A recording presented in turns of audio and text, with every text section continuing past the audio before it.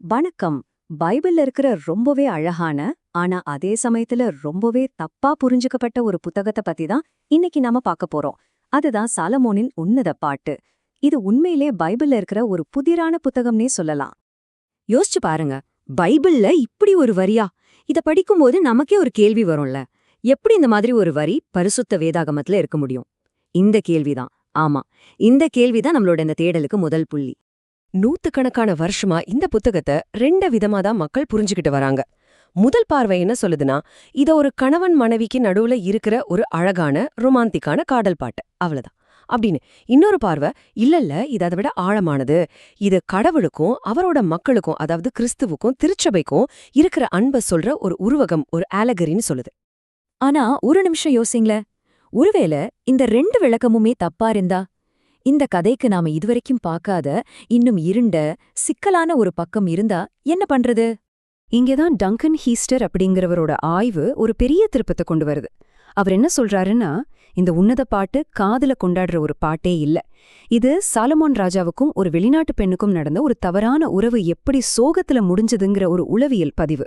ஆமா, இது காதலின் கொண்டாட்டம் இல்ல, காதலின் தோல்விய பத்தின ஒரு எச்சரிக்கை. சரி, இது ஒரு சோகமான கதை, ஒரு தோல்வி அடைஞ்ச காதல் கதைன்னு சொல்றதுக்கு ஆதாரம் வேண்டாமா? ஆதாரம் இருக்கு.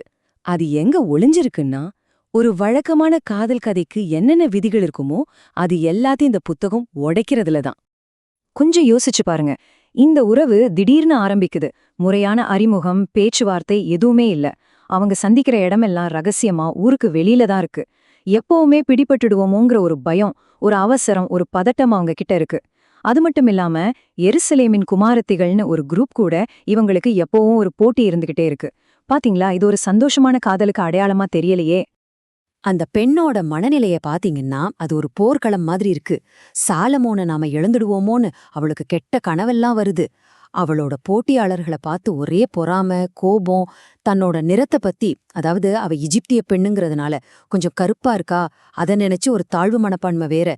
ரொம்ப முக்கியமா, இந்த கதை ஒரு சந்தோஷமான கல்யாணத்துல முடியல, ஒரு கசப்பான திருப்தி இல்லாத ஒரு முடிவுல தான் நிக்குது. டங்கன் ஹீஸ்டோட இந்த மேற்கோள பாருங்க. தெய்வீக கோட்பாடுகளை மீறும் உறவுகள் எவ்வளவு திருப்தியற்றவை என்பதை இது காட்டுகிறது. அதாவது கடவுளோட சட்டத்தை மீறி நாம் ஒரு உறவுல இருக்கும்போது அதுல உண்மையான சந்தோஷம் கிடைக்காது, அது தோல்வியில தான் முடியுங்கிறது தான் இந்த புத்தகத்தோட மைய கருத்துன்னு அவரு சொல்றாரு. சரி, இப்ப கதையோட மையப்புள்ளிக்கு வருவோம்.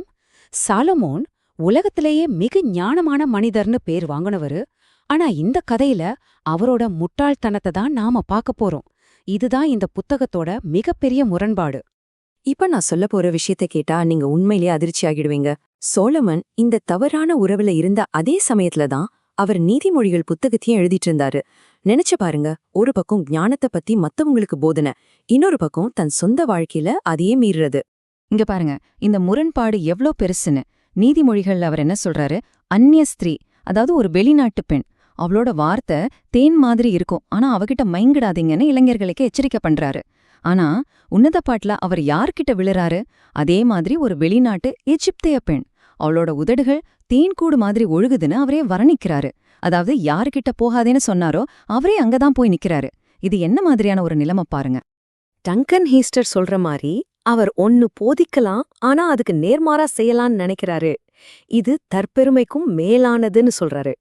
ஆக சாலமோன் தனக்கு தெரிஞ்ச ஞானத்தை தனக்கே பயன்படுத்திக்க தவறிட்டாரு. இதுதான் இங்க இருக்கிற மிகப்பெரிய பாடம். சரி, இதெல்லாம் கேட்கும்போது இவ்ளோ சோகமான ஒருத்தரோட தனிப்பட்ட வாழ்க்கையில நடந்த தப்பு பத்தின ஒரு கதை எதுக்கு பைபிள்ல இருக்கணும்னு நீங்க கேட்கலாம். ஆனா இதுல தான் நமக்கெல்லாம் ஒரு முக்கியமான எச்சரிக்கை இருக்கு. அது என்னன்னு பார்க்கலாமா? இந்த ஆய்வு என்ன சொல்லுதுன்னா, இது ஒரு ஆழமான உளவியல் பார்வை, அதாவது டெப்த் சைக்காலஜின்னு சொல்வாங்க. எதை சரின்னு நமக்கு நல்லா தெரியும், ஆனா தெரிஞ்சே நாம தப்பு செய்ய நினைக்கிறோம்ல, அப்போ நம்ம மனசுக்குள்ள என்ன நடக்குதுங்கிறத காட்டுற ஒரு அரிதான புத்தகம் இது. சொல்லப்போனா இந்த உன்னத பாட்டுங்கிறது நம்மளோட அறிவுக்கும் நம்மளோட நடத்தைக்கும் நடுவுல இருக்கிற அந்த பெரிய இடைவெளிய பத்தி பேசுற ஒரு புத்தகம். இது காலத்தை கடந்து நிக்குது. ஏன்னா நமக்கு தெரிஞ்ச நல்ல விஷயத்துக்கும் நாம செய்யற செயலுக்கும் சம்பந்தமே இல்லாம நாமளும் சில சமயம் போராடுறோம் இல்லையா, அவங்களுக்கெல்லாம் இது ஒரு கண்ணாடி மாதிரி. அப்போ கடைசியா ஒரு கேள்வி. இந்த கதையை கேட்டதுக்கு அப்புறம் உங்ககிட்டயே நீங்க கேட்டுக்க வேண்டிய கேள்வி இதுதான். உங்க வாழ்க்கையில உங்க உன்னத பாட்டு எது? அதாவது இது சரின்னு தெரிஞ்சும் அதுக்கு நேர்மாறா நீங்க செஞ்சுக்கிட்டு இருக்கிற விஷயம் எது? உங்க அறிவுக்கும் உங்க செயலுக்கும் சம்பந்தமில்லாத அந்த ஒரு விஷயம் என்ன? கொஞ்சம் யோசிச்சு பாருங்க.